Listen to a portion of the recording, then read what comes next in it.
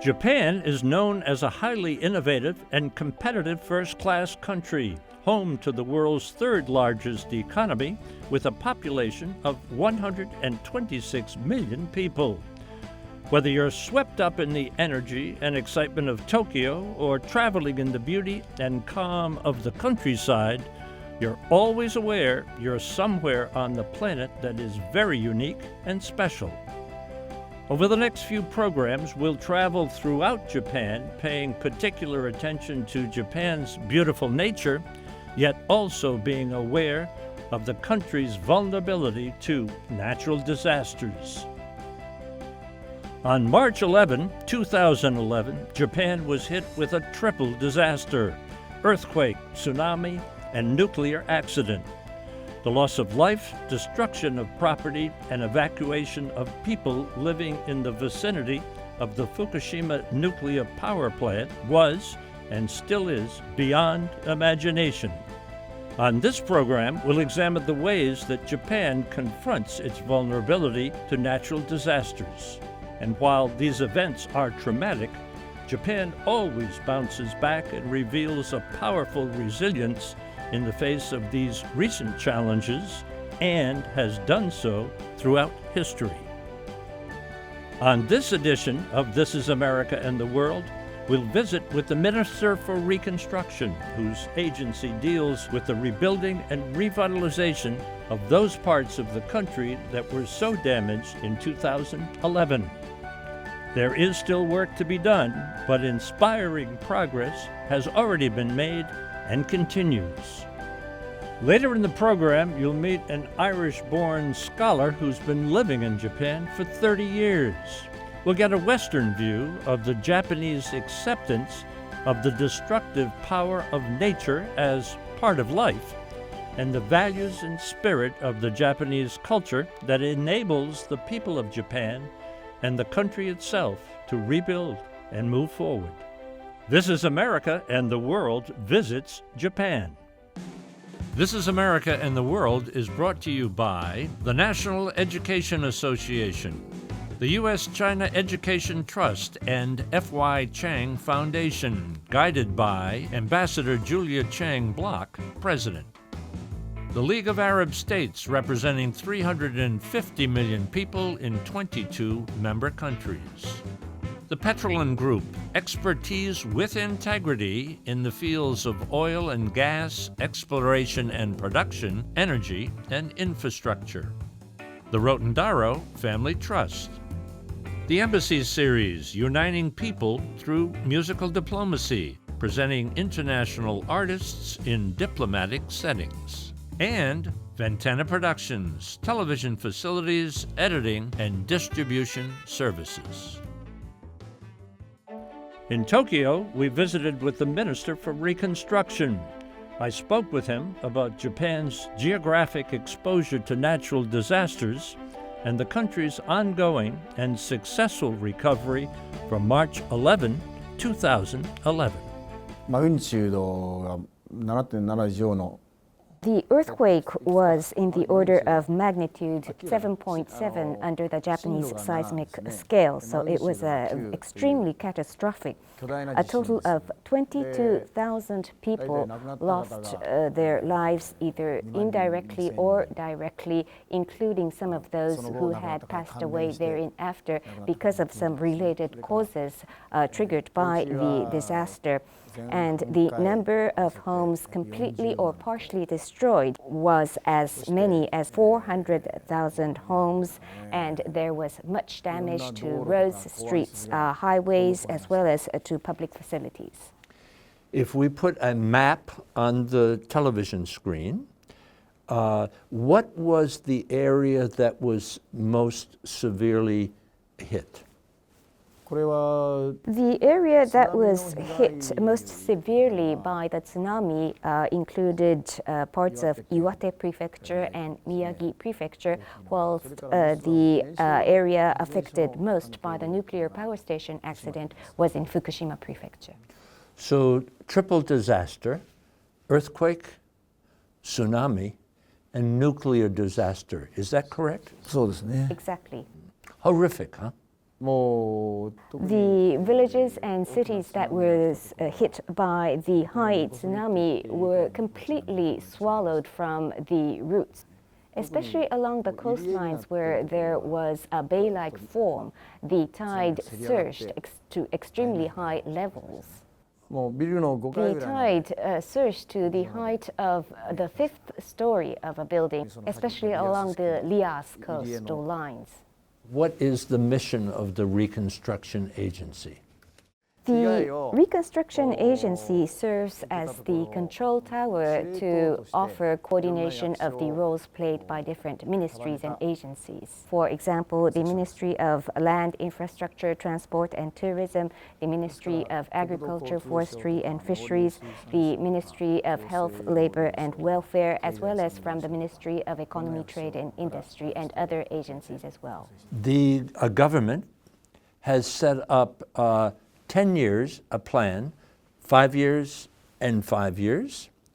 Tell me a little bit about what has been accomplished, 5 years, and moving forward, and what are some of the challenges that you still face? 住宅の再建ですね。 We've made much progress in terms of building the public housings to be provided to those who had lost their homes as a result of the disaster. 80% of such public housings have already been completed, and we shall be able to provide 100% or close to 100% within another year or so. And there has been much progress in terms of recovery of roads as well as railway. Fukushima, when you talk about that today, what is the good news? What is the bad news? バッドニュースはこの The bad news is the high level of complication for the removal of the nuclear fuel and the decommissioning of the Fukushima Daiichi nuclear power station. 困難を極めてます。 And is there good news in the Fukushima area as well? それは Yes, of course. We have been working to remove the contaminated soil from the affected area, and therefore such area covered by decontamination is expanding. And as a result, the dosage of radioactive material in the area is going down. Is it possible for people in the Fukushima area to live just a regular daily life and have confidence in food and water and air safety? あの Yes, already agricultural production has been resumed in areas that have been proven to be safe, and all of the produces, including rice, vegetable, and fruits, have passed the stringent safety standards. Reconstruction in the area, has it opened up new development, new industry, new opportunities? イノベーションコーストという名前でもって Yes, under the title of Innovation Coast Initiative, we are trying to promote new industries to be based in Fukushima, including the renewable energy industries such as wind power generation and hydrogen power generation, as well as robotics. Do you encourage tourism to the Tohoku area? We've been injecting full-throttled efforts in order to promote tourism in the area. And we are conducting a campaign to invite tourism tourists to the area because of the decline in the radioactive dose. I know that Japan suffers earthquakes, tsunamis, volcano, floods, and they always come back. What can we learn from Japan's experience? Because of the genesis and process of development of the Japanese archipelago, yes, this nation has such structure, and climate-wise, we are in the area of East Asia monsoon climate with high level of precipitation. But conversely speaking, because of that diverse and complicated landscape, and because of volcanoes in Japan, we are able to enjoy hot springs and nice food that is grown with the clear and pure water.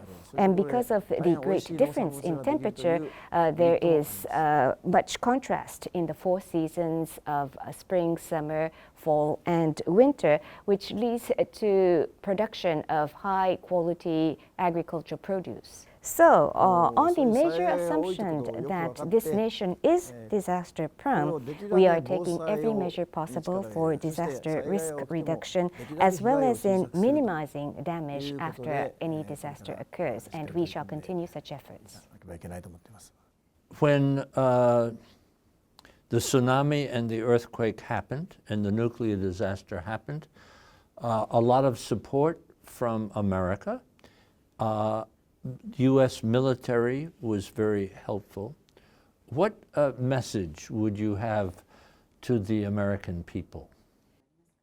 Under the Operation Tomodachi, the U.S. government was kind enough to offer us aircraft carrier, and major rescue operations were conducted under the leadership of the United States, to which we are extremely thankful. You and I lived a long time, and this was a huge event in your personal history and your job as minister. How do you want the Japanese people, how do you want Japan to know about your efforts? How would you have them know about your work and your goals? This is a nation where we encounter extremely frequently various types of disasters, but each time a disaster occurs, we try to help each other. That was important in Tohoku, as well as in the case of the Kumamoto earthquake, where the nation has gotten together, where everyone tried to help each other. So this spirit of mutual assistance and helping each other is extraordinary, and we want to show this to the world. And at the same time, in a way to return our gratitude to other countries that have been so helpful to Japan, we now have a system in place where we can immediately send experts with expertise whenever disaster occurs in other countries. Minister, thank you so much. Thank you. While respect for the beauty of nature is part of Japanese culture, there's a corresponding acceptance of the fragility of life itself. To understand the incredible resilience and determination that enables Japan to tolerate severe hardship, I spoke with Irish-born scholar, poet, translator, and artist Peter MacMillan. He's lived in Japan for 30 years. What's at the heart of Japanese culture? I would like to say there are two things which are at the heart of Japanese culture. One is the very famous expression by Shotoku Taishi, which goes, wa omotte toto to nasu. And this means that value harmony above all else. Harmony. Yes.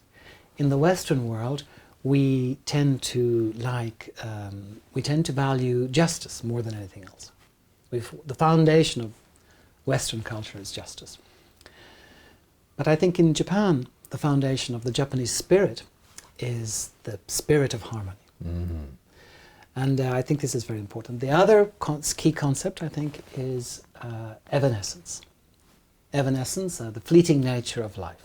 And we'll see that this is really one of the most important concepts in Japanese culture. It affects their view of life, it affects their aesthetics, and it affects everything in their lives, I think. And may I introduce a poem related to that? Yes, I've please. just recently translated the Tales of Issei, which is a Heian period work. Yes. And in that work we have two beautiful poems which I think capture the Japanese sensibility in two short poems. If there were no cherry blossoms in this world, what calm would reign in the heart of spring? This is the equerry's poem. He believes that because each year when the when the cherry blossoms come, people become overexcited.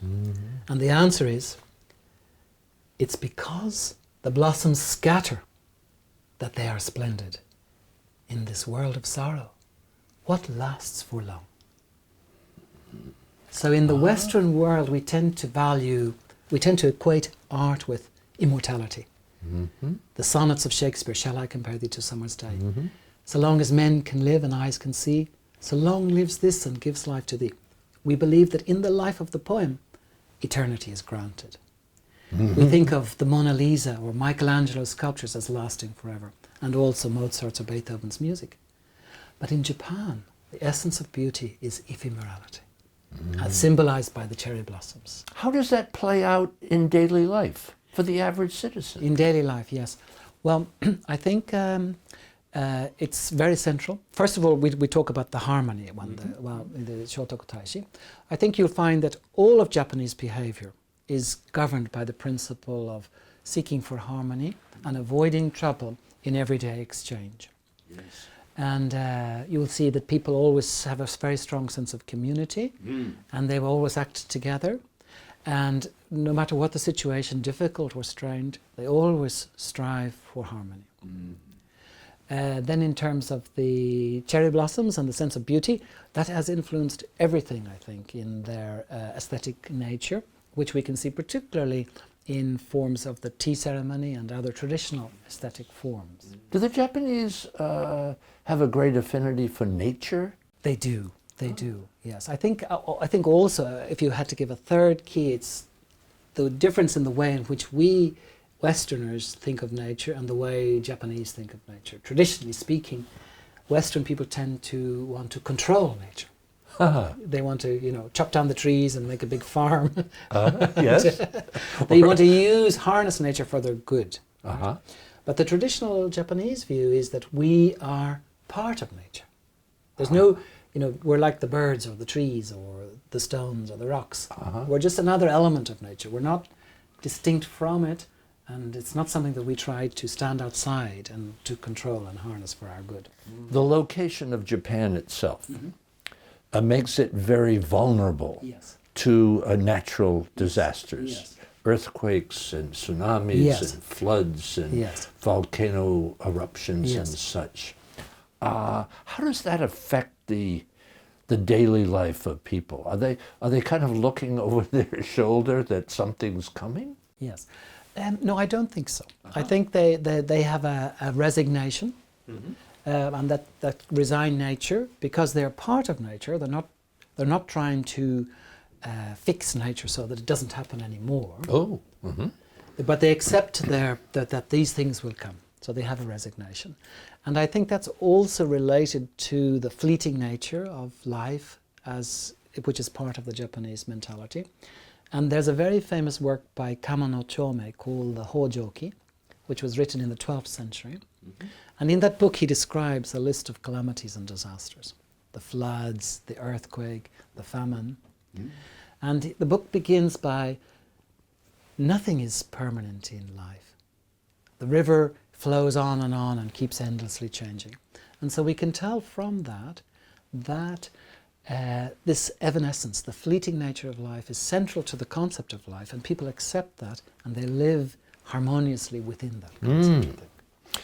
So, thousands of years of being in this vulnerable situation, would you say geography dictates character? That's a very, very good point.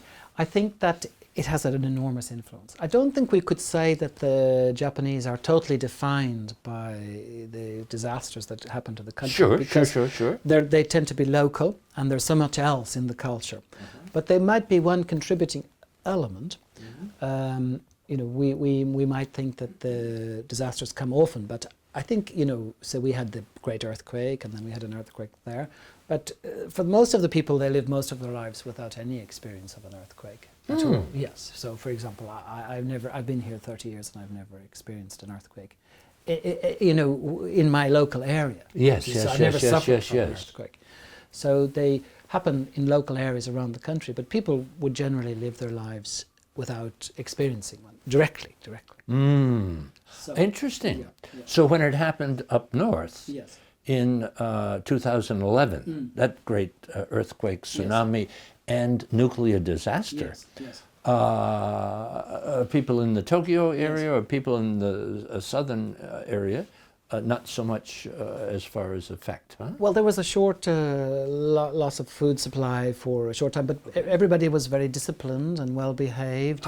Again, Is that part of the culture as it's well? exactly part of the culture that I was explaining about just a few moments ago. The sense of always being harmonious and disciplined and resigned and avoiding anger because it's useless, and rubbing would hurt other people, and so it's that it goes back to Shotoku Taishi's saying, I think, Is that a part of a Buddhist philosophy or a Shinto philosophy, or do they kind of come together? They come together, I think. Yes, both of them come together, I think. So we can see elements of the Shinto and also the Buddhist philosophy coming together. From Buddhism, we get the idea of evanescence and the fleeting nature of life. Yes. And from the Shinto, the sense of harmony and purification.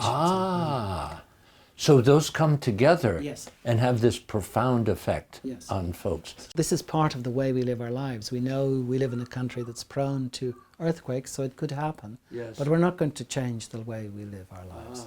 The one positive influence of the earthquakes or the disasters, it creates a new energy and a new way to build, and this helps to advance technology and so many different things as well. That, because the culture is not stayed, it's always recreating itself. So this leads us into kind of Japanese innovation. Exactly, yeah. And yes. so you're saying that, and this sounds very Chinese, that out of crisis comes this incredible opportunity. Absolutely. Is that fair to say in Japan as well? Yes, yeah, because I think the Japanese are so creative in times of crisis. And then one very good example was Shigeru Bang. He created these houses from cardboard, temporary houses from cardboard, after the earthquake to house people quickly and efficiently, and these now have been used in other countries around the world as well. So they tend to be so creative and always creating new things based, related to crisis or to help overcome crisis.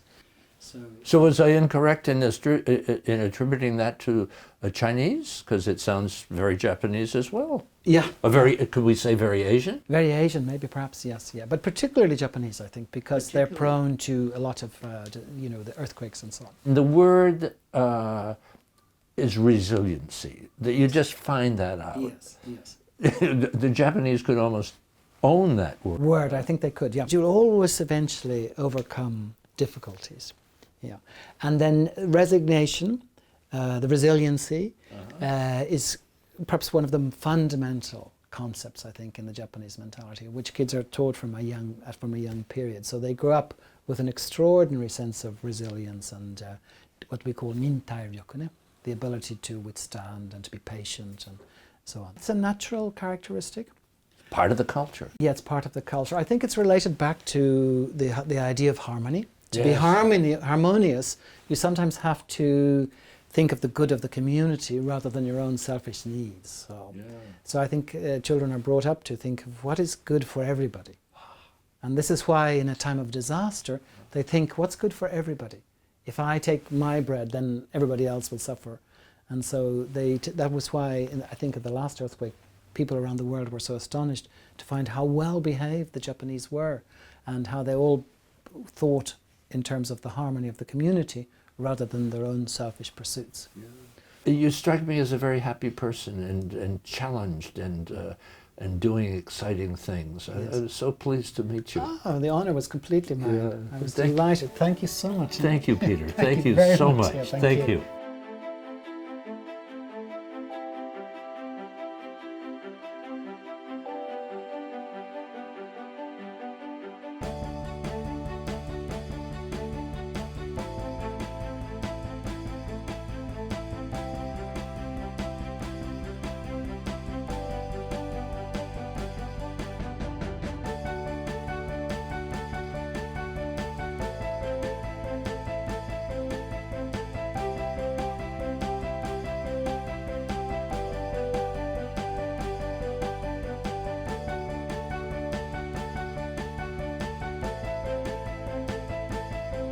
Special thanks to A&A Airlines and the Imperial Hotel in Tokyo. For information about This Is America and the World, and to watch all of our programs, visit our website, thisisamerica.net, and look for us on Facebook and Twitter.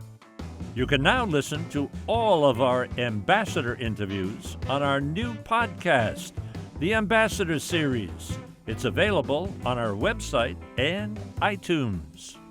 This is America and the World is brought to you by the National Education Association, the U.S.-China Education Trust, and F.Y. Chang Foundation, guided by Ambassador Julia Chang Block, President. The League of Arab States, representing 350 million people in 22 member countries. The Petrolin Group, expertise with integrity in the fields of oil and gas, exploration and production, energy, and infrastructure. The Rotondaro Family Trust. The Embassy Series, uniting people through musical diplomacy, presenting international artists in diplomatic settings.